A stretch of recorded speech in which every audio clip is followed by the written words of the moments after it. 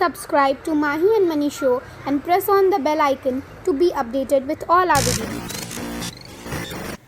Hello everybody, welcome back to my channel. So in this video we are going to do class 6 chapter 3 separation of substances part 2. So we have already completed part 1 and if you have not seen, the link is in the description. You can go and see from there. So now let's start with our part 2. So now today's topic will be methods of separation. Okay? Methods of separation. So we all know what is separation. जब भी हम किसी एक चीज में से दूसरी चीज को अलग करते हैं, segregate करते हैं, that is known as separation. So today we will know the methods of separation. यानी from which processes we can separate things. Okay? So now let's start learning it. So we can separate mixtures based upon their size, state, thickness, etc. तो हम mixtures मैंने आपको पढ़ाया था. What is mixture? Mixture is made up of one or more than two substances. Okay, that I have taught you in the previous class, part 1. Okay, so जो हम mixtures होते हैं उनको हम separate कर सकते हैं कौन कौन सी properties के base पे. Size, मतलब उस particle का size क्या है और कौन से state में वो particle, solid में है, liquid में है, and thickness, उसकी क्या thickness है. ठीक है, based on these properties we can separate the mixtures. तो अलग अलग सबकी प्रॉपर्टी होती है. That is why we have different processes to separate the mixture. We don't have only one process, we have many different processes to separate different kind of mixtures.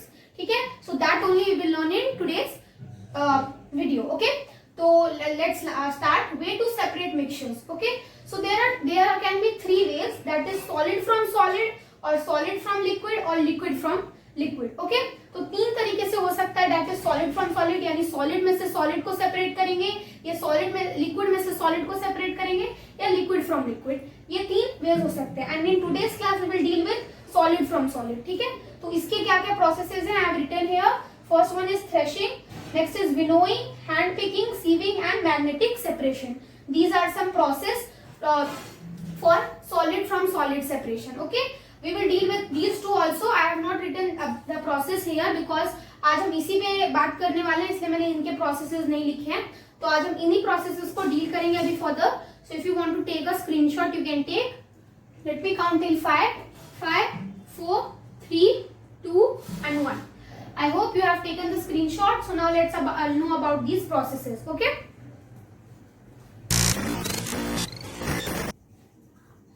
So now we will deal with process of separation. So as I told you, first we will deal with how to separate solid from solid. So the first process is threshing. So in this process is used after harvesting the crops. तो पहले तो इस process का use कब किया जाता है, तो ये प्रोसेस यूज किया जाता है क्रॉप्स के लिए जब फार्मर्स क्रॉप्स की कटाई कर देते हैं. When the crops are harvested then this process is used. तो इस प्रोसेस में होता ये है, here the crop is taken in bundles, मतलब जो क्रॉप्स होते हैं उनको बंडल में लिया जाता है, एक साथ ग्रुप में लिया जाता है. और ये आपको पता ही होगा कि क्रॉप्स जो होते हैं वो किससे अटैच्ड होते हैं, स्टॉक से अटैच्ड होते हैं, यानी ये स्टेम से अटैच्ड होते हैं जो हमारे ग्रेन्स होते हैं, है ना.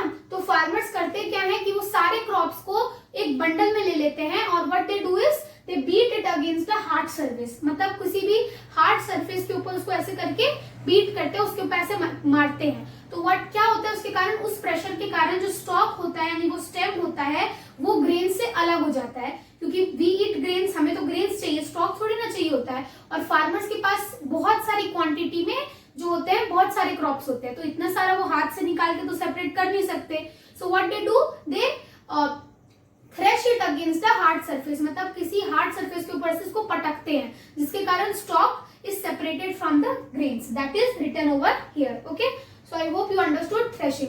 तो आप यहाँ पे थ्रेशिंग का पिक्चर देख पा रहे होंगे कैसा होता है. ठीक है, तो अब मैं आपको बताती हूँ सेकेंड वाला जो कि है विनोइंग.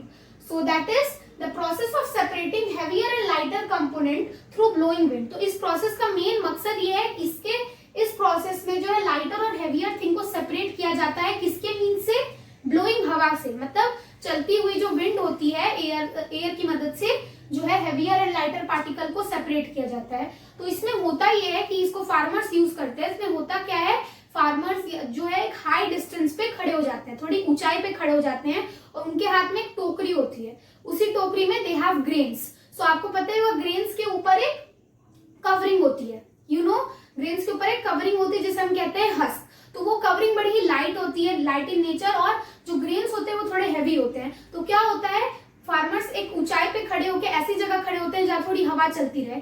तो what they do, they shake the basket, उस बास्केट को ऐसे वो शेक करते हैं, जिससे क्या होता है, जो ग्रेन्स होते हैं उनकी जो आउटर कवरिंग हस्क होता है वो लाइट होता है नेचर में, तो वो हवा के प्रेशर से उड़ जाता है, और जो बचा हुआ हैवी पार्टिकल होता है वो नीचे गिर जाता है। सो व्हाट हैपेंस, जो भारी जो ग्रेन्स होता है वो नीचे एक जगह सेपरेट हो जाता है, और जो हस्क होता है वो थोड़ा आगे जाके सेपरेट हो जाता है। तो व्हाट दे डू, इस प्रोसेस से वो दोनों को आसानी से सेपरेट कर देते हैं। That is what winnowing is. Okay, तो विनोइंग में क्या होता है, आई होप यू अंडरस्टूड। वो ऐसे एक टोकरी लेते हैं, they shake it, and by the means of air the husk is separated with the grains. ठीक है, दोनों चीजें सेपरेट हो जाती हैं, तो ये फार्मर का काम इससे आसान हो जाता है।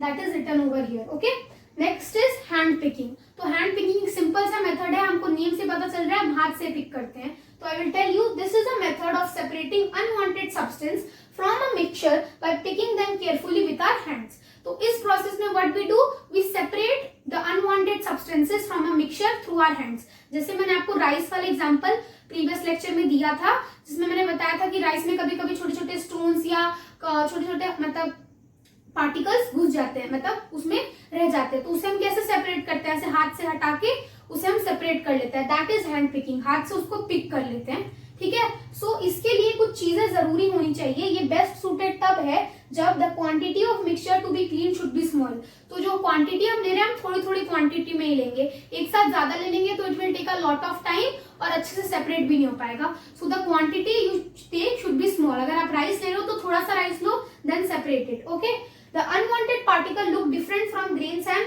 Big enough to be picked by hand. जो अनवांटेड पार्टिकल है, यानी जो छोटे छोटे स्टोन्स रह जाते हैं, that stone should be bigger in size, और वो आपकी आंखों से इजिली विजिबल होना चाहिए, तभी तो आप उसे पिक कर पाओगे।